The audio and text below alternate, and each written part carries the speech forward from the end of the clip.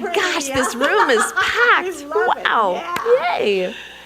Yeah, good morning. So today we're talking about grace. So my topic is channeling divine grace. Yeah. And I came up with this topic because I've been noticing in my life lately how grace has been showing up. And I've been starting to pay attention to that. And how all the ways in which grace has been showing itself. And so I started to pay attention. What is grace? What is this topic called grace? And what I noticed is that grace is anything that opens us. It's anything that opens us mentally, physically, spiritually, emotionally, on every level. Grace, it does that. It does that for us. And it often shows up when we least expect it. It shows up when we least expect it. It shows up in those moments when we're guided to take a different route somewhere, maybe to work, and we find out later that we avoided an accident on the way. That's grace. It shows up in those moments when we're going through a difficult time and someone says, you know what? I have a book I'd love to recommend to you. And we read it and it shifts our perception of something in our life. That's grace. Or we meet somebody that we've never met before, and this person brings us so much joy we never thought was possible. Wow, that's grace. This last one some of you might be able to relate to. Someone invites you to church. You don't do church. You're resistant to coming to church. And you come in spite of your resistance. And you sit and you take it in. And you start to open. And you come again on another Sunday. And pretty soon it starts to move through your heart, your being, your life, launching you on a spiritual journey that you never thought was possible. Anybody relate to that one? Yes. Yeah, that's grace. That is grace. Yeah, and so grace shows up in so many ways. We just have to open our eyes to see it. We have to pay attention and look for it because it is there. It is absolutely there, and it's not something that we have to work hard for. We don't have to pray for. We don't have to force it to happen. We just have to allow it to happen. That's how grace works. Eric Butterworth said this about grace.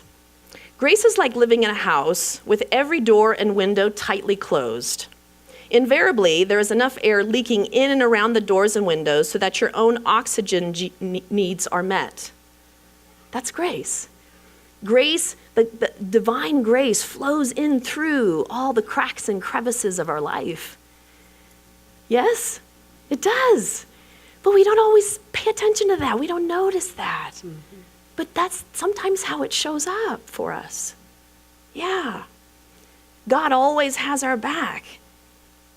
God, it's always showing up for us in small ways and big ways. Yeah, God is there. Sometimes, though, grace can show up a little differently. So there's those gentle times, those soft times when it shows up when we get this amazing spiritual insight about our life. That's grace. And then there are times when grace shows up and it cuts deep like a knife, breaking us open, taking us to our knees. One thing that every single person in this room has in common is that we have all experienced some major challenge in our life. Every single one of us. Yes? Those times when we feel hopeless, when we're in the depths of despair due to loss, some challenge we're experiencing in our life. Sometimes we call that the dark night of the soul, where we're in that dark place and we can't climb our way out. We feel we're filled with such sadness, despair, hopelessness. But have you noticed that whenever that has happened to you in your life, that grace is also there? That there's also a gift that shows itself in those moments. And we can't see it in the moment often. We can't see it. It's right here. We can't see it. But those times when we look back, we can see it. It's present. Yeah. But we just have to look closely, because sometimes it's in the darkest moments when the light of divine grace shines its brightest on those moments. It's often the darkest moments where that light is shining so brightly. That's when we have the most transformational moments. That's when we have our biggest spiritual insights. That's when our heart just, boom, opens. Yeah. But what's interesting to notice about these moments, it often involves people. Right? People, all human beings. Yes, exactly. Lexi, no, Izzy. Yeah, and these individuals, bless their hearts, but yes, they trigger us. They push our buttons. They don't always intend to do that, but they do. These button pushers. They show up as our bosses. They show up as our siblings. They show up as our partner, our spouse. They show up in all ways, shapes, forms. Sometimes both parents. Right? And yeah, and what's interesting to notice about that with people in our life that push our buttons, here's something to think about. That these individuals, particularly those that push your buttons the most, are your greatest teachers. What if, on some level, as souls, you made a decision to come together in this life at this time to experience that very thing that is triggering the heck out of you? That on some level as souls, you had some agreement. That's a whole different way of looking at it, isn't it? There's a beautiful children's book called The Little Soul and the Sun by Neil Donald Walsh. Has anybody read that book? It's a children's book, but it's for all. It's for everybody. It's a story about these little souls, and they're hanging out in the spiritual realm. And they're having a conversation with each other, and they're talking with God. And this little soul is wondering, I'm going to come back into physical form, and what do I want to experience? I'm not sure, but I want to experience something really great. So with the help of two little souls in our audience today, I'm going to have them do a little demonstration of what I'm talking about here. So we have Izzy, and we have Alexis. Let's give them a hand. Our two little souls. I want to experience myself as one who forgives in my next life. I will help you. I will come into your next lifetime and do something for you to forgive.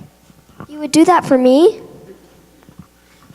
Yes, I will do that for you because I love you, but don't be so amazed because you have done the same thing for me. You just don't remember. We both have been the victim and the villain, the good and the bad. We have been all of it.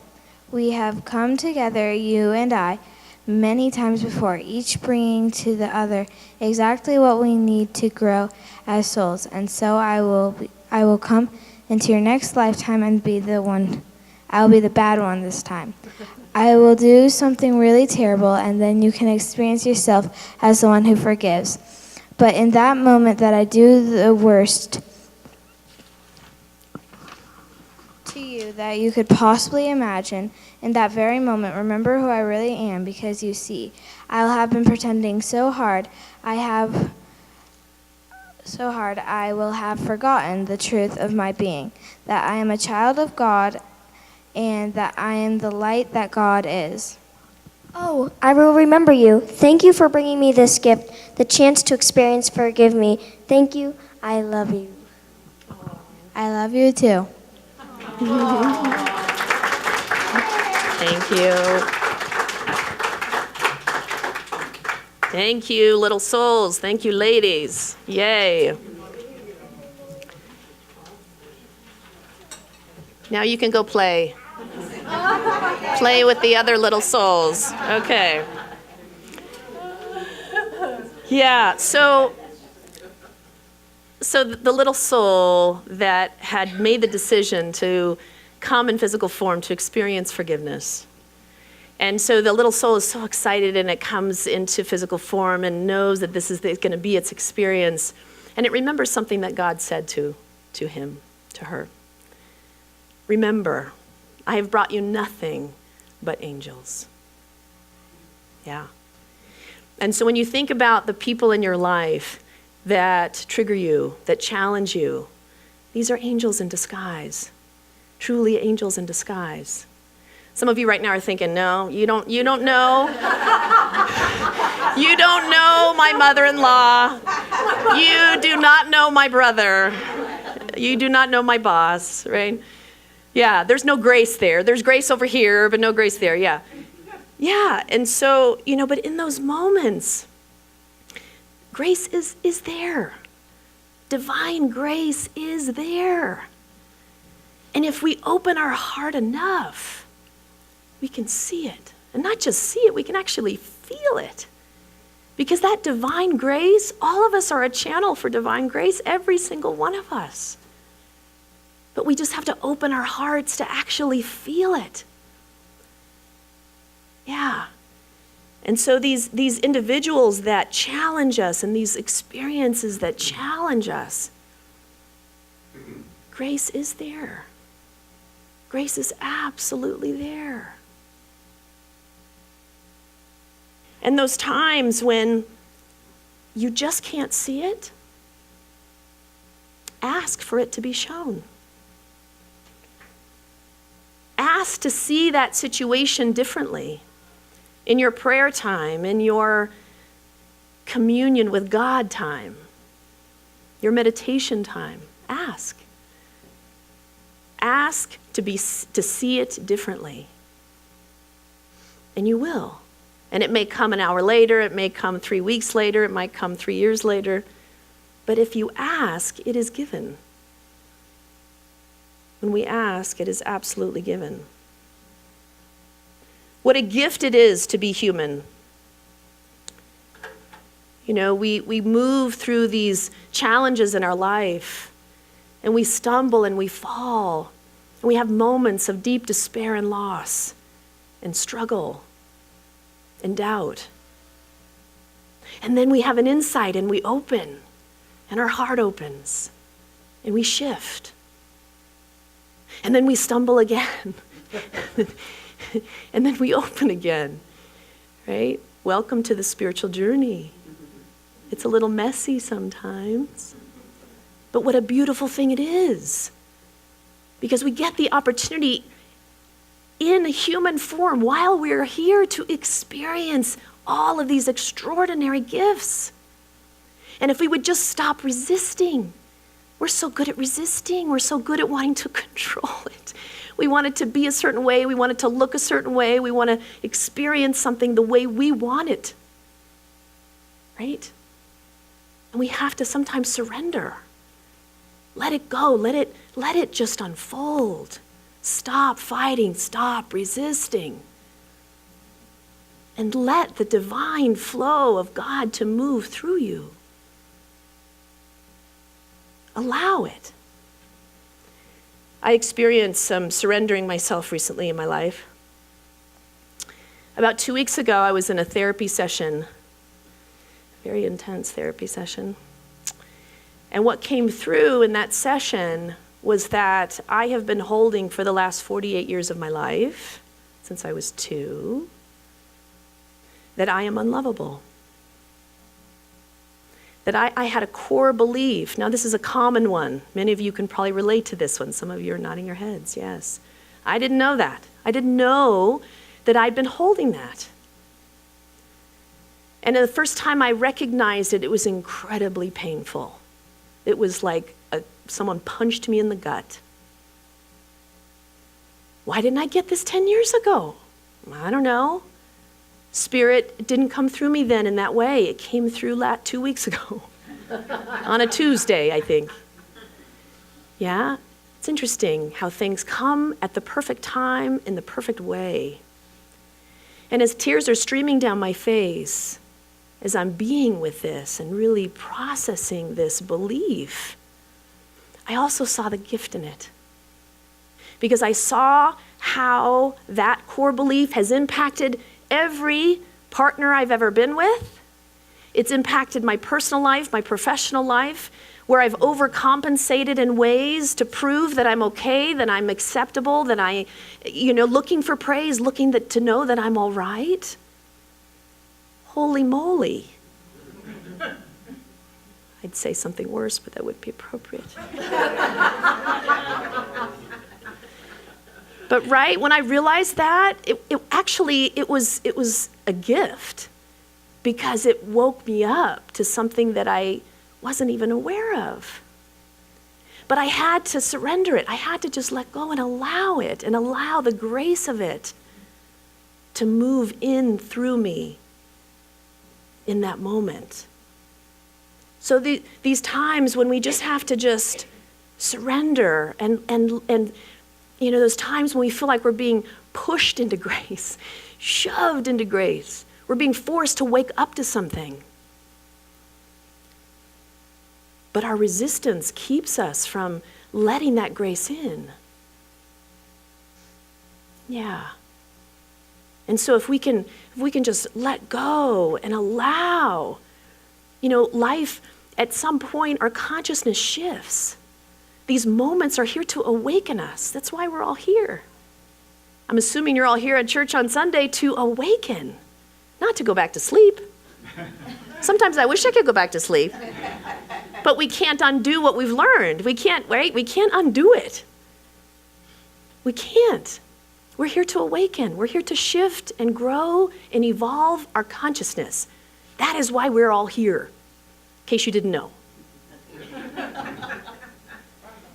So if that is the truth, let's just say it is, then those moments where we struggle, those moments where we're most challenged, what if we open our hearts a little bit more and allow that divine grace to flow through us just a little bit more, just a little bit. And the next time, a little bit more, and a little bit more, and a little bit more. Yeah.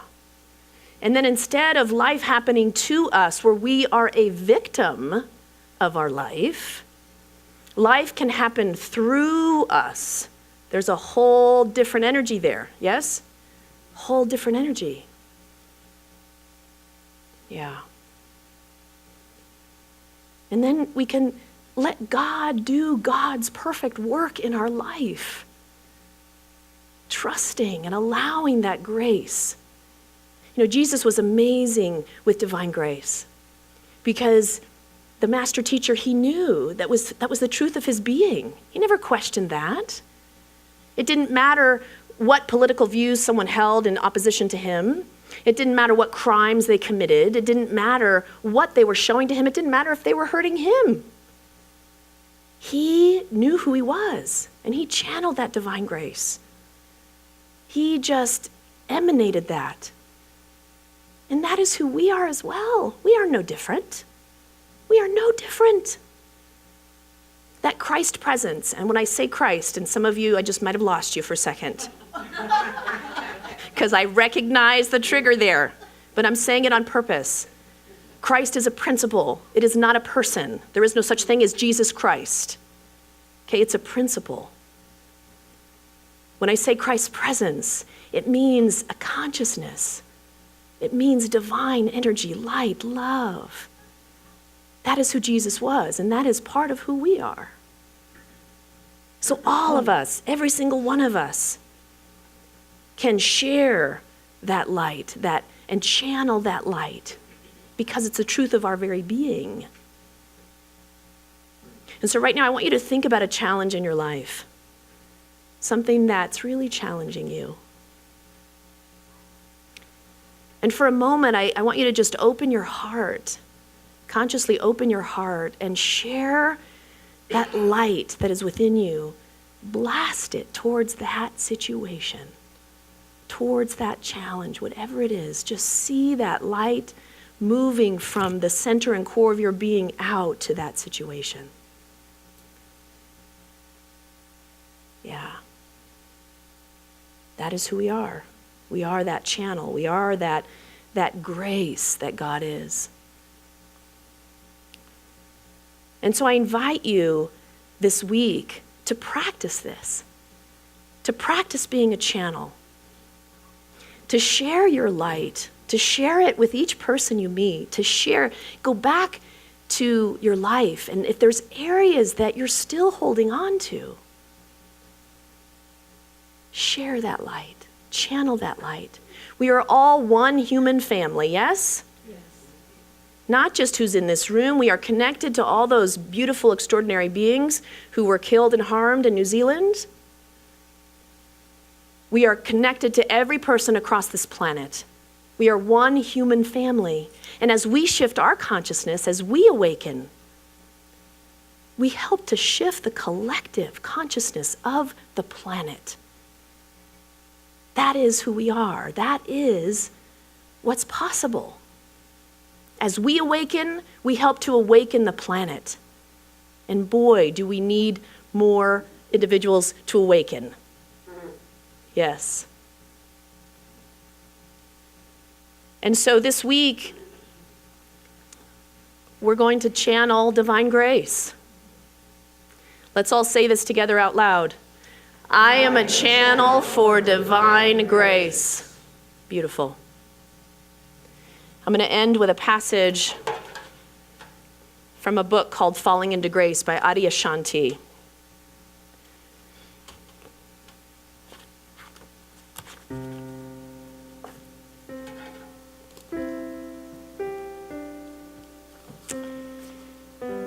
When we can begin to open enough to realize that there is grace in every situation, in each person we meet, no matter how easy or difficult we perceive them to be, our hearts will flower. When we begin to surrender our demand that life change, that life alter itself to suit our ideas, then everything opens. We begin to awaken from this dream of separateness and struggle, and we realize that the grace we were always seeking is actually right there at the center of our own existence. So let's move into prayer. Practitioners, I invite you to stand in high consciousness. Oh, and so we just take a breath, breathing in that divine grace that is God. And right here, right now, I'm just recognizing that that is the truth of our being. I'm knowing that each of us, as we walk this journey, as we walk this spiritual journey, our hearts continue to open and flower even more. That we notice those areas where grace is showing up. We notice where grace is within us. And we channel that grace and we share that grace wherever we are. Noticing it in small ways and big ways. And so I just know that there's an abundance of blessings that are raining down upon each person here as they go out into their life, sharing that gorgeous and beautiful and magnificent and powerful grace in the world. As we are one human family, I'm knowing that grace goes out and touches our families and touches our communities and touches the world. And so I give thanks for this. I give thanks for this divine grace that is right here present, right here, right now. And I just say, thank you, God. Thank you, life. And I release this knowing it is done right here, right now. And we just ground this in together by saying, and so it is. Amen.